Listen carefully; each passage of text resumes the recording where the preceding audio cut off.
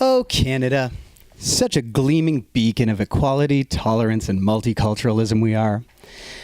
And while we smugly pat each other on the back for our good manners and acceptance of all cultures, our self-righteous leaders put the shotgun of short-sighted policy in our collective mouths and blow our maple syrupy brains all over the snow-covered sidewalk. That's right. Canada's immigration minister insists that 300,000 new immigrants a year is Canada's new normal, while not closing the door to a higher number for 2018. 21.9% of Canadians are immigrants, the highest number in 85 years.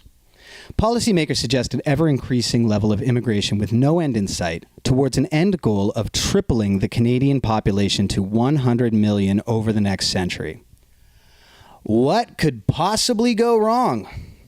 Lower wages for the working class? Skyrocketing housing costs? How about tiki torch-wielding white nationalists or a tidal wave of violent terror attacks? No, couldn't happen here. We're just too tolerant for that. Surely the power of our good manners will ward off all of the challenges that these inferior nations are facing. From Europe to America, there can be no doubt that mass immigration is one of the key driving forces of cultural and economic disharmony around the world.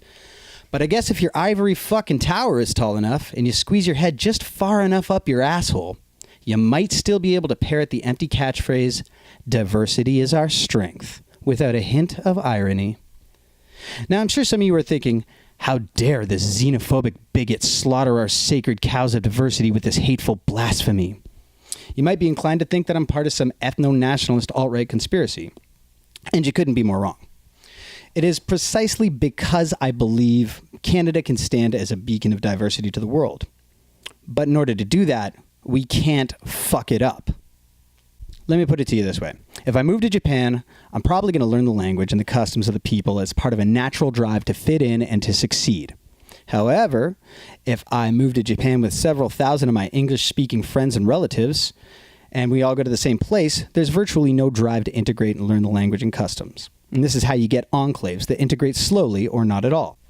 This is how you create a state of cultural disharmony and segregation that gives the existing population, as well as the new population, a sense of alienation. It's taken us generations to even get to the current precarious position of progress we're in with our Indigenous relations alone. Any sane person might suggest that these cultural issues deserve more time and attention before we turn the cultural faucet on full blast to every nation in the world. Integration's got to be careful. It's got to be slow. It's got to be balanced. And it's got to be a process that allows for generations of new settlers to adapt. Not some frenzied race to some hypothetical utopian finish line. And while these smug, self-congratulatory assholes in the corporate media tout the theoretical merits of a booming economy, the actual people on the ground are dealing with shitty fucking wages and a skyrocketing cost of living, as well as an increased sense of alienation in their communities. Simply put, if Canada wants to be a beacon of tolerance and diversity in the world, we need to get the fuck off this bullet train of smug, self-righteous stupidity ASAP.